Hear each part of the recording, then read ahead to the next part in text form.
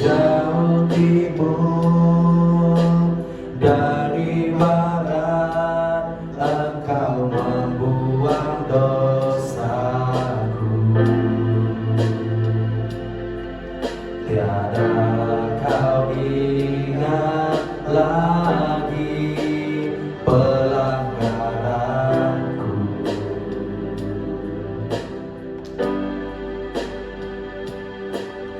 Jauh ke dalam tubir laut, kau melemparkan dosaku. Tiada kau perhitungkan kesalahanku. Betapa besar kasih pengampunanmu, Tuhan. Tak kau pandang hina hati yang hancur.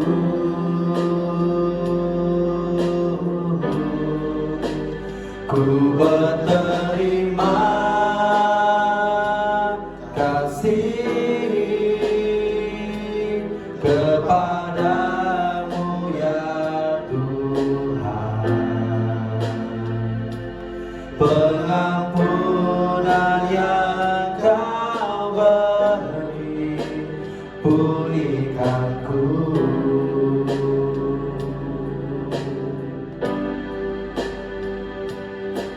Sejauh timur dari barat, Engkau membuang dosaku.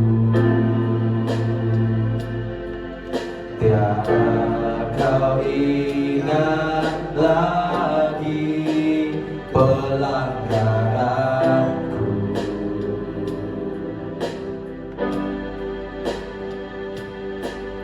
Jauh ke dalam tubir laut, kau melemparkan dosaku. Tiada kau perhitungkan kesalahanku. Betapa besar kasih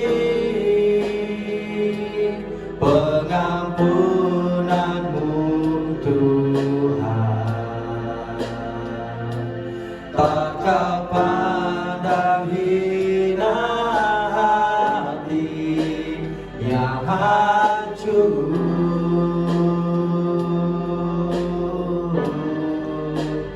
Ku berterima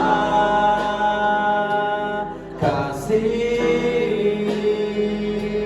kepadamu ya Tuhan.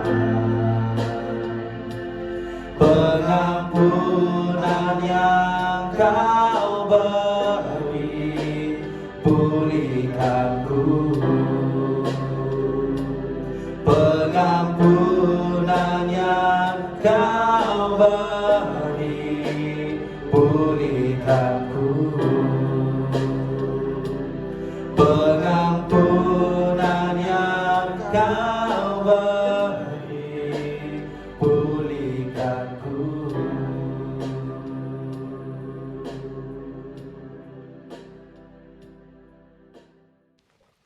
Shalom dan selamat pagi. Selamat datang ke Saluran Bangkit. 10 Ogos tahun 2023. Tajuk perkongsian pada pagi ini untuk kita renungkan yaitu dalam kitab Keluaran bab 20 ayat 14. Jangan berzina. Keluaran bab 20 ayat 14. Jangan berzina. Prinsip hukum ini ialah Tuhan mengkehendaki kesetiaan dan kesucian seksual. Hukuman ini bererti bahawa kita harus setia kepada suami atau isteri. Ikrar perkahwinan yang dilakukan di hadapan Tuhan harus dipelihara. Walaupun ya, walaupun menghadapi kesukaran. Seks adalah anugerah daripada Tuhan dan dikhususkan untuk perkawinan sahaja. Sebarang perbuatan seks tidak memoral yang mengkhianati ikrar perkawinan tersebut, termasuk seks sebelum berkahwin, dianggap sebagai perzinaan. Apabila kita melanggar hukum ini, perintah ini, kita berdosa kepada Tuhan, terhadap pasangan kita, dan berdosa terhadap tubuh kita sendiri. 1 Korintus bab 6 ayat 18 berkata, jauhkanlah diri kamu daripada perbuatan cabul.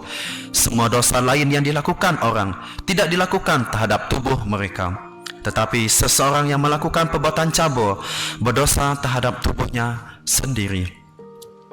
Jemaat yang dikasihi Tuhan, di dalam Alkitab menyatakan bahawa sesiapa yang berzina harus dihukum mati. Jika seorang Israel berzina dengan isteri orang sebangsanya, orang itu dan perempuan itu mesti dihukum mati, seperti mana yang dicatatkan dalam firman Tuhan, Imamat bab 20 ayat ke-10. Tuhan menyamakan ketidaksetiaan kepadanya dengan perzinaan.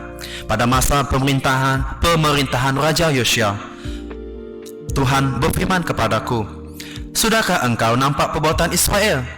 Perempuan yang tidak setia itu, dia meninggalkan aku dan melacurkan diri di atas setiap bukit tinggi dan di bawah setiap pokok hijau. Aku berfikir bahawa selepas dia melakukan semua itu, dia akan kembali kepadaku. Tetapi dia tidak kembali, dan Yehuda, saudaranya yang tidak setia, nampak semua perbuatannya itu. Yehuda juga nampak bahawa aku menceraikan Israel dan menghalaunya, kerana dia telah meninggalkan aku dan menjadi pelacur. Tetapi Yehuda yang tidak setia, saudara Israel itu, tidak takut. Malah Yehuda ikut menjadi pelacur dan sama sekali tidak berasa malu. Dia menajiskan negeri dan dia berzina kerana memuja batu dan pokok kayu. Yeremia bab 3 ayat 6 sehingga ayat ke-9. Selepas Raja Daud berzina dengan Bathsheba, Nabi Nathan menegurnya dan Daud bertobat dan kemudian menuliskan Mazmur 51, yaitu sebuah mazmur pertobatan. Daud menulis, ya Allah, ciptalah hati yang murni bagiku, baharuilah batinku agar menjadi teguh. Janganlah buang aku daripada hadiratmu, janganlah ambil rohmu yang suci daripadaku. Ayat 12 sehingga ayat ke-13. Yesus, saudara-saudari sekalian, Yesus mengampuni seorang wanita yang ditangkap basah kerana berzina. Yesus memberitahunya bahawa tiada sesiapa yang menghukumnya dan menyuruhnya pergi dan jangan berbuat dosa lagi.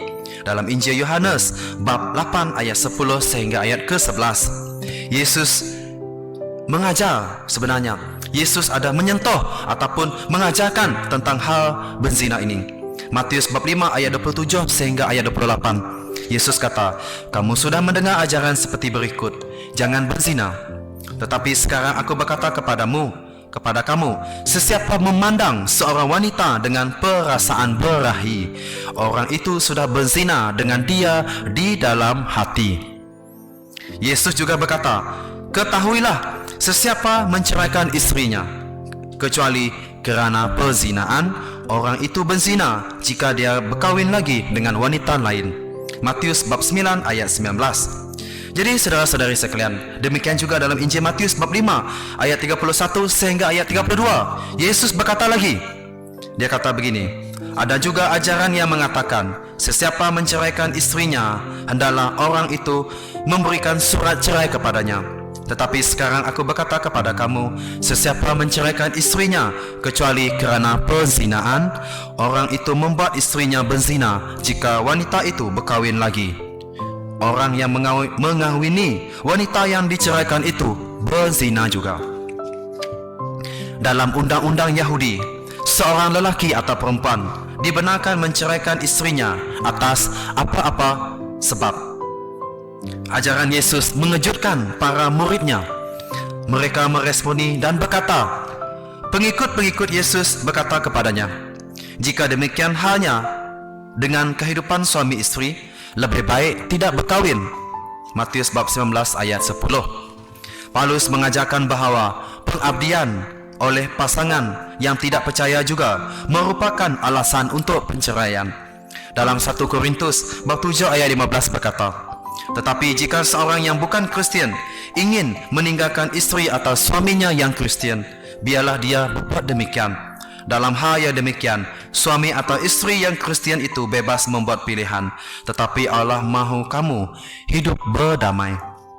Saudara-saudari sekalian, Yesus berkata bahawa keadaan hati yang membawa kepada perzinaan adalah kerana hawa nafsu. Rasul Paulus menulis, "Akhirnya saudara-saudaraku, hendaklah kamu menumpukan fikiran hanya kepada perkara-perkara yang baik dan yang patut dipuji, yaitu perkara yang benar, yang mulia, yang adil, yang murni, yang elok dan yang terhormat." Dalam Filipi bab 4 ayat ke-8. Jadi persoalan dan renungan kita pada pagi ini di bawah tajuk jangan berzina. Persoalannya adalah, apakah bentuk perzinaan yang pernah kita lakukan? Soalan kedua, sama ada memandang istri atau suami orang lain tidak setia kepada Tuhan, tidak setia kepada pasangan. Soalan ketiga, jika kita pernah melakukan beberapa jenis perzinaan, apakah yang seharusnya kita lakukan sekarang? Apakah yang harus kita fikirkan dan bertindak demi menjaga hubungan pasangan suami istri yang sah dan hubungan kita dengan Tuhan, agar kita tidak melakukan perzinaan atau melanggar hukum Tuhan? Mari kita berdoa. Ya Tuhan, firman-Mu mengajar kami tentang erti kesetiaan dan kesucian seksual Tuhan. Kami berdoa ya Tuhan supaya pasangan suami istri agar sentiasa setia kepada pasangan masing-masing. Begitu juga Tuhan mengajar kami supaya kami tidak melakukan perzinaan, sama ada dari segi hati kami, fikiran kami, ataupun apa yang kami lihat ya Tuhan. Kami berdoa kiranya firman Tuhan dan Roh Kudus-Mu mengajar, menegur dan membimbing kami dan membawa kami kepada perubahan hidup ya Tuhan, agar kami menjauhkan diri daripada perzinaan seperti mana yang diperintahkan oleh Tuhan, jangan berzina. Dalam nama Yesus kami telah berdoa. Amin.